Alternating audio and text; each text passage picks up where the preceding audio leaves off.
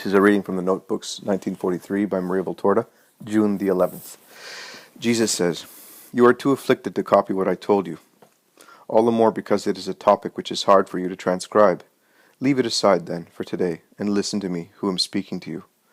You have so much sorrow, poor soul, but I want to relieve your sorrow, not to take away your sorrow, but to relieve it by consoling you, and relieving it by helping you to raise it high up, so that it will be entirely meritorious. If you listen to me, you will see that the wound hurts less. Maria, don't be someone unable to make the coins I give her yield interest. Every event in your day as men is a coin which God entrusts to you, so that you will make it yield interest for eternal life. Make use of the new coin I am giving you, so that it will yield 100%. How?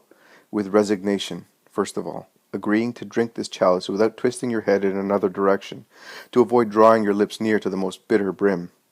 With constant gratitude to me, who offer it to you with the right knowledge, as only I can have, of doing you good, that is, of performing a new act of love for you.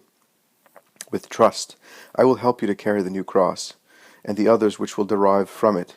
Aren't you happy to have me as a Cyrenian, me, your Jesus, who loves you? With higher vision above all.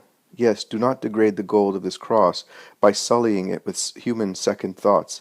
And what does it matter to you if the world does not understand you, even in your most select sentiments? What of it? Are you worried because you are judged cold, selfish, without real love for your mother? What of it? Are you grieved over a poor human judgment? No, Maria.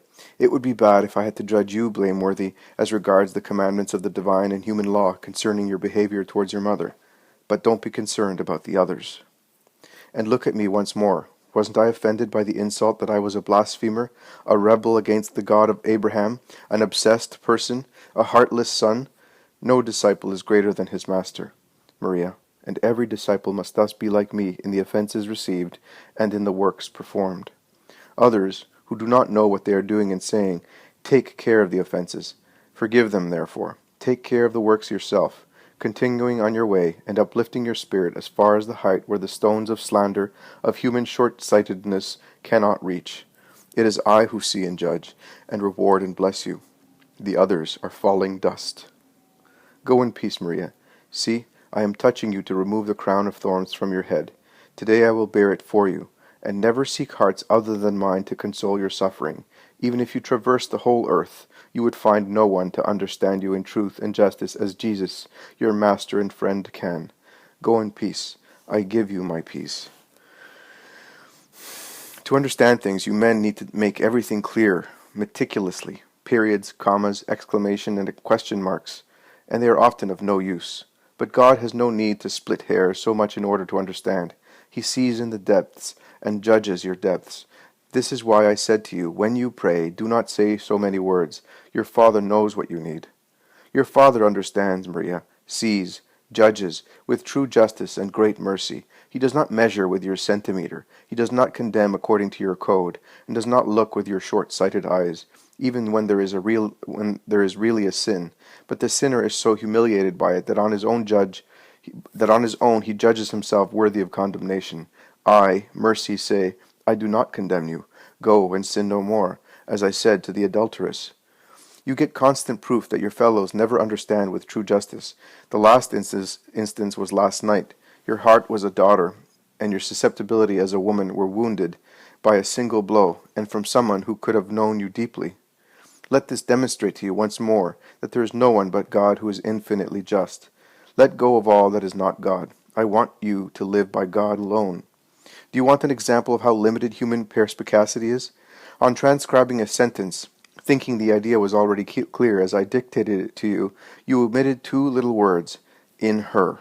Two microscopic little words, but afterwards neither you nor others understood the true meaning of the sentence. Indeed, grace itself was in her, Mary. That is, God, grace itself, was fully in Mary. A tiny omission, but it caused you not to grasp the meaning of the sentence clearly any longer. There's a footnote 36, it says, in the dictation of June the 8th. So it is with everything. Limited human intellectual vision sees on the surface, and often poorly, even on the surface. That is why I said to you, judge not. In order to persuade you and others what you write is not yours, I deliberately leave gaps in your mind, as in the case of the 10 just men who could have saved that ancient city. Footnote 37. No instance has been found where the writer provides clarification on the gap of the 10 just men, evidently a biblical reference, which reappears several times in the volume. The reference is probably to Genesis 18, verse 32. You had to ask Father, footnote, Father Migliorini, or I let you make a little modification to show you that on your own you immediately err, and I make you not wish to experience this again. In this way I keep you lowly and convinced that nothing is yours, and everything is mine. All the good you do, even if immense, is a trifle when compared to the infinite good who is God, and even your most perfect works, in terms of human perfection, are full of flaws in the sight of God. But if you offer them, joined to my merits, they then take on the characteristics pleasing to God, gain in perfection and scope, and become capable of redemption. It is necessary to be able to do everything in me, and while imitating me, and in my name. Then my Father sees my sign in your works, and my likeness, and he blesses them and makes them yield fruit. Out of a mistaken humility, you must never say, I cannot do this. I said, you will do the same works as I do, precisely because by remaining in me with your good will, you become little Christs, capable of following me, the true Christ, in all the contingencies of life.